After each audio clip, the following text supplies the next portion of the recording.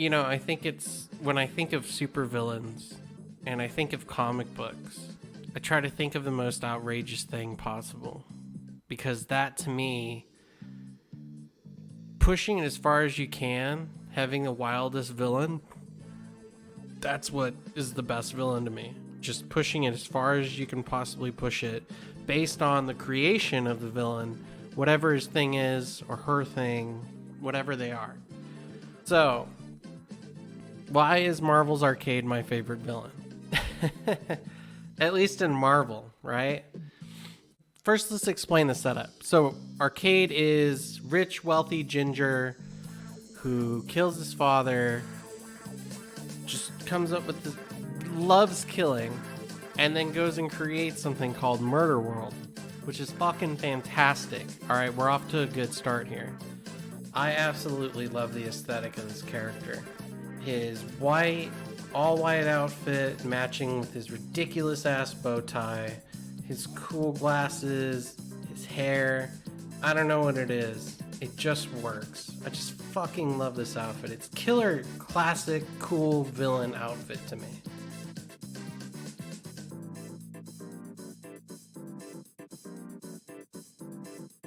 While he creates Murderworld, he decides to put superheroes in there, because like regular people aren't going to be enough. You want to have somebody like really escape with, some abilities to actually like stand up to the craziness of Murderworld. So he puts them in there. He puts Spider-Man and Captain Britain in there to begin with.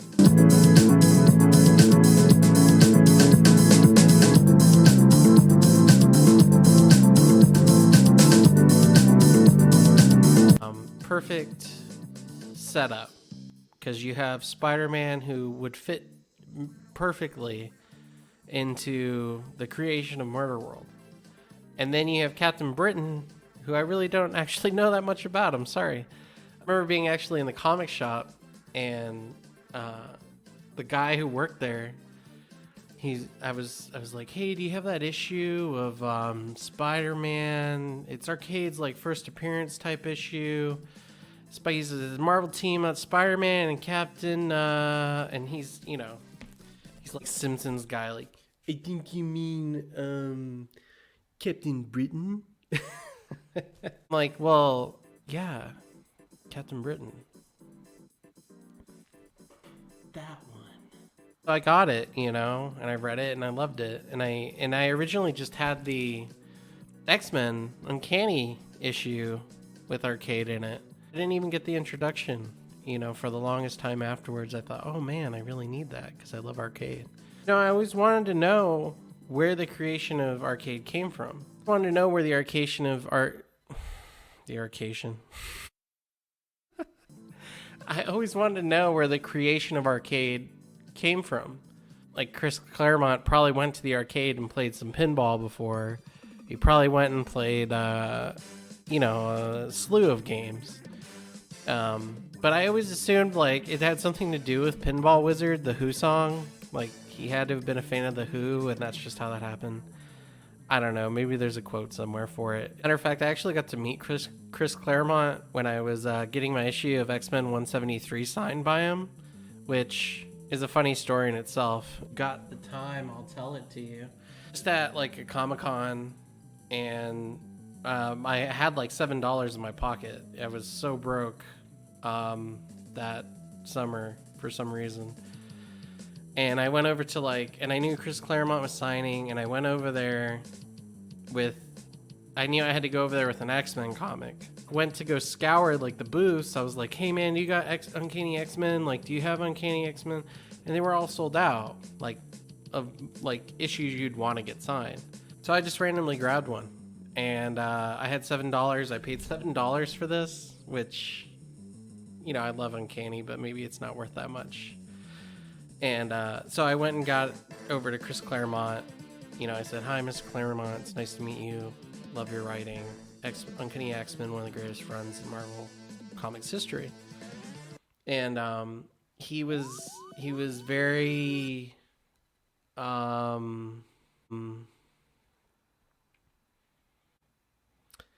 Chris Claremont is very wordy very, dare I say, eccentric.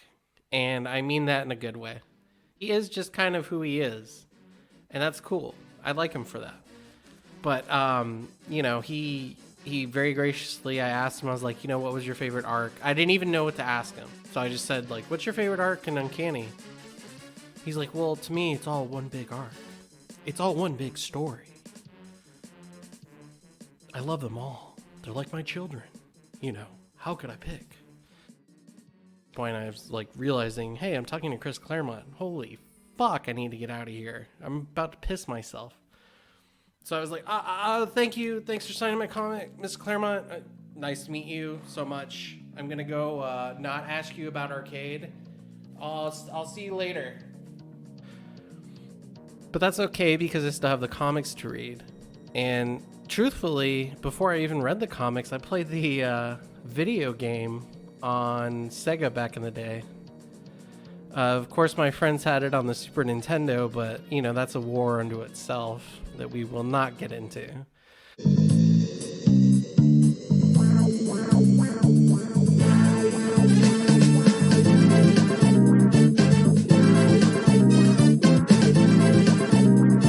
But we did beat it eventually. In that game, it's just like the comic book.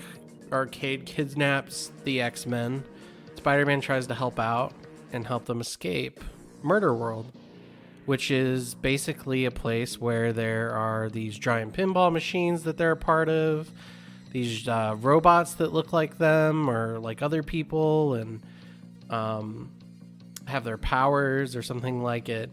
Generally, Arcade wants people to escape Murderworld. He leaves open a chance for them to escape, so they're not just like pawns in his game, and their heroics actually prevail because they tried to survive, and he gives them that chance to do it.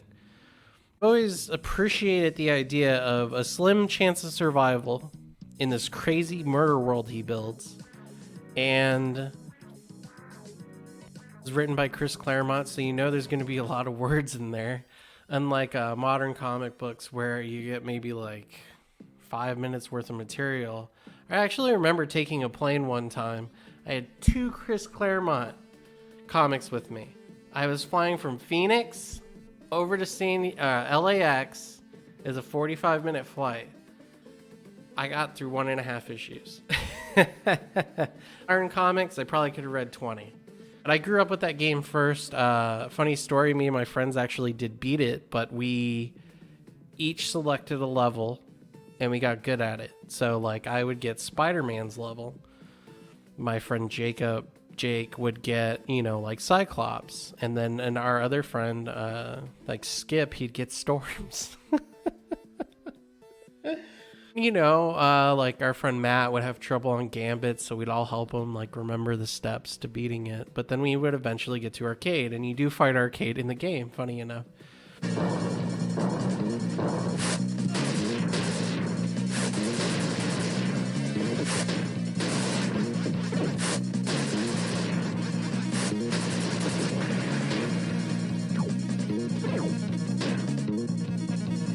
That helped, like, produce some of the reasons why I love this villain.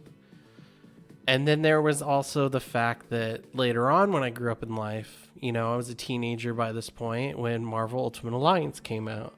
And surprisingly enough, I jumped out of my chair when I found out I was going to Murderworld.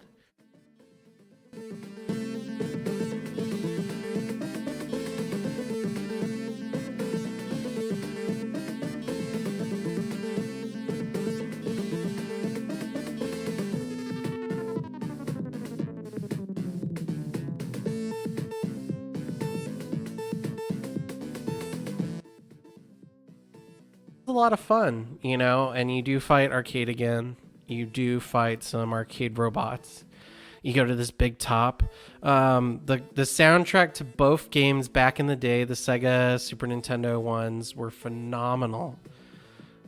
The ones in the music in the like 360 era version, those ones were pretty good. Actually, you know what? Give this a listen real quick. Like just really soak in how cool this boss battle theme is.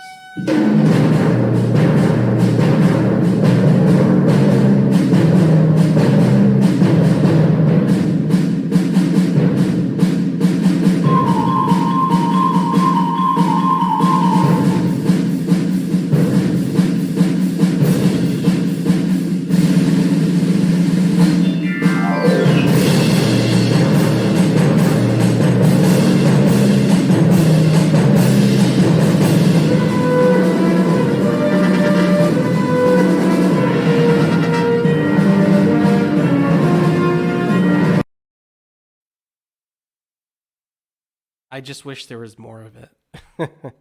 But see, this is the point of why I think Arcade's my favorite, because we still don't know a whole lot about him.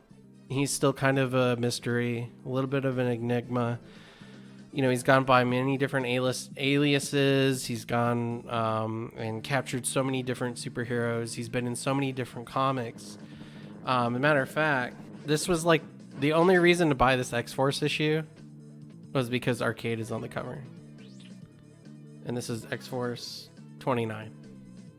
I mean, who the fuck reads X-Force? Nobody. Nobody reads X-Force. I'm just kidding. Don't get mad. I'm just kidding. I have X Factor. I do like X Factor. I have that. But I feel like this villain didn't get his due. You know, he would pop up, kidnap a couple guys, put them in Murderworld. It would be new tricks and traps. And then what would happen? They'd escape. They'd get help, whatever it was. And then he'd just disappear again for like ever. For years. And then he'd pop up in X-Force. Fuck, why X-Force? Just kidding. Again, just kidding. Or maybe I'm not. The point being is that I need more Arcade. And I feel like he hasn't got his due. This is a villain that needs more, you know, needs somebody to write him a fucking awesome story to continue the legacy of this character. Even though he has like a daughter now or something. I haven't read the modern comics, I'm sorry. As much as I love the character, I don't read superhero comics too often now, unless they're like from back in the day. Then I do. A villain who's over the top.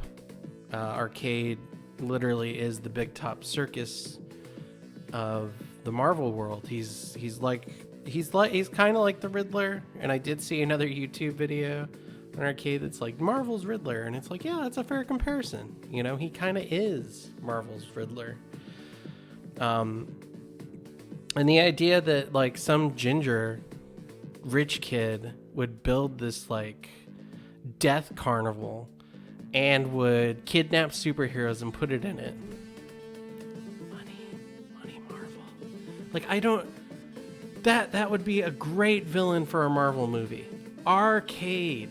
I mean, can you imagine, like, if there was, like, a Galaga, like, arcade setting where the X-Men are each in ships and they're going straight forward, having to shoot down all these ships coming at them, like Galaga style, or like a Pac-Man. Even in the arcade game on the 360, you do play like a Pong style game.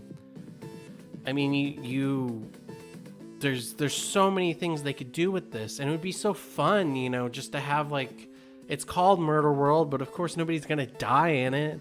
The heroes are gonna escape, but what a great villain that would be for the X-Men. What a great villain that would be for the next Marvel movie, for the next Marvel comic to follow it. And I would be there to read it.